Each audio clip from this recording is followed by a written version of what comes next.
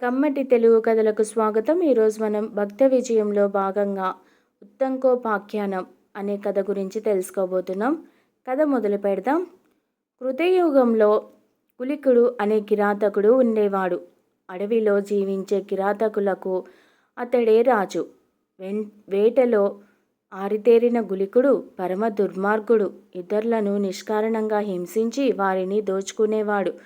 గులికుడి పాపాలను చెప్పుకోవాలంటే ఎంతకాలమూ సరిపోదు. ఒకనాడు గులికుడు సంపదలకు నిలయమైన సౌవీర రాజ్యానికి వెళ్ళాడు. ఐశ్వర్యంతో తులతూగే రాజధాని నగరంలో అడుగుపెట్టాడు. అక్కడ బంగారు గోపురాలతో దగదగలాడే శ్రీహరి మందిరాన్ని చూశాడు. ఎలాగైనా ఆలయంలోని బంగారాన్ని దక్కించుకోవాలనుకున్నాడు. చీకటి పడిన తర్వాత నెమ్మదిగా ఆలయంలోకి చొరబడ్డాడు. ఆలయంలోకి ప్రవేశించిన గులికుడు ఒక స్తంభం చాటున నక్కి పరిసరాలను పరిశీలించసాగాడు. గర్భగుడిలో శ్రీహరికి పరిచర్యలు చేస్తున్న ఒక మహాముని కనిపించాడు. ఆ మహాముని పేరు ఉత్తంకుడు. గర్భగుడిని ఆశ్రయించుకున్న ఉత్తంకుడు తన చౌర్యానికి అడ్డుగా ఉన్నందున గులికుడికి అసహనం పెరిగింది. ఉత్తంకుడిని చంపి అయినా ఆలయంలోని సంపదను దోచుకోవాలని నిశ్చయించుకున్నాడు. వెంటనే కత్తి దూసి ఉత్తంకుడి మీద దాడికి వెళ్ళాడు. ఉత్తంకుడు కత్తితో దూసుకొస్తున్న గులికుడిని చూసి, ఓ కిరాతకుడా, నీవెందుకు నిష్కారణంగా నా మీద కత్తి దూశావు? నేను నీ పట్ల చేసిన అపరాధమేమిటి? సమర్థులు, వీరులు అపరాధులను శిక్షిస్తారు, కానీ నిరపరాధులను కాదు. పరుల సొమ్మును దోచుకొని నువ్వు భార్యాబిడ్డలను పోషించుకుంటున్నా అవసాన కాలంలో నువ్వు ఒంటరిగానే మరణిస్తావు. నువ్వు దోచుకున్న సిరి సంపదలేవి నీ వెంట రావు. నీ భార్యాబిడ్డలు కూడా నీ వెంట రారు. ఇహపరాలలో తోడుగా నిలిచేవి ధర్మాలే తప్ప వేరు కాదు అని పలికాడు. ఉత్తంకుడి మాటలతో గులికుడికి జ్ఞానోదయమైంది. కత్తి పట్టుకున్న అతడి చేతులు వణికాయి. ఉత్తంకుడిని చంపుదామని ఎత్తిన చేయిని దించి కత్తిని జారవిడిచేశాడు. వెంటనే ఉత్తంకుడి పాదాలపై పడి క్షమించమని ప్రార్థించాడు. పశ్చాత్తాపం నిండిన హృదయంతో ఉత్తంకుడికి నమస్కరించి, విప్రోత్తమా, ఇంతవరకు నేను ఎన్నో పాపాలు చేశాను. నేడు నీలాంటి మహాత్ముడి దర్శనంతో నాకు జ్ఞానోదయమైంది. నేను ఎన్నో ఘోరాలు, నేరాలు, అకృత్యాలు చేశాను. పూర్వజన్మలో నేనేదో భయంకరమైన పాపం చేసి ఉంటాను. అందువల్లనే ఈ జన్మలో కిరాతకుడిగా పుట్టాను.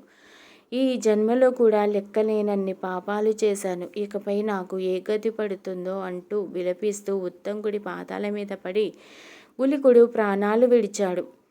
పశ్చాత్తాపం చెంది మరణించిన గులికుడిని చూసి ఉత్తంకుడు జాలి చెందాడు. పరమ దయాళువు అయిన ఆ మహాముని తన కమండలంలోని విష్ణు పాదోదకాన్ని తీసి గులికుడి కళేబరం మీద చల్లాడు. శ్రీహరి పాదోదకం కళేబరాన్ని తాకగానే గులికుడి పాపాలన్నీ నశించిపోయాయి. అతడికి ప్రేత శరీరం పోయి దివ్య శరీరం వచ్చింది. విష్ణులోకం నుంచి వచ్చిన విమానం ఎక్కి తనకు ఉత్తమ గతిని కల్పించిన ఉత్తంకుడితో గులికుడు ఇలా అన్నాడు. ఓ మహర్షి, పాపాత్ముడివైన నా మీద జాలి తల్చి నాకు ఉత్తమ గతిని కల్పించిన నీవే నా గురువు. నీ ఉపదేశంతో నాకు జ్ఞానోదయమైంది.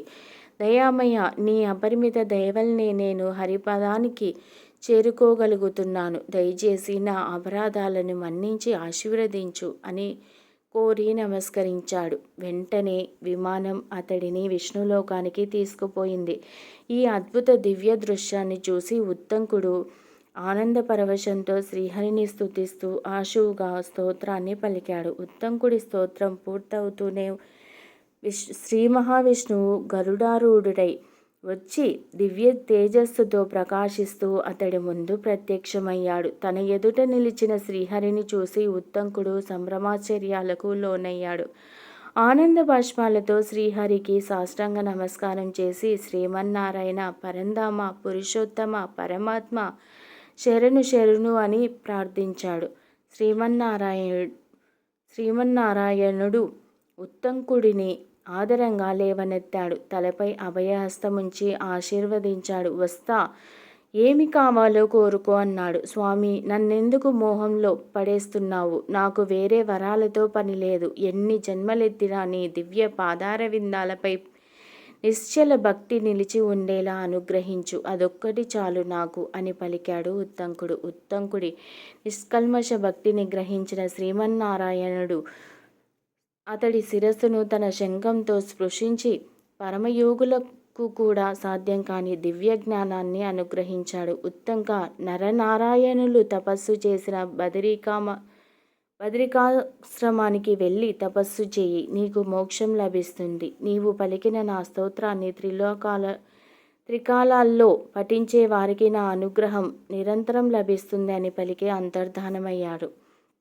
మీకు ఈ కథ నచ్చినట్లయితే ప్లీజ్ లైక్ చేయండి, షేర్ చేయండి, కమ్మటి తెలుగు కథల ఛానల్ను సబ్స్క్రైబ్ చేయండి. Thank you very much.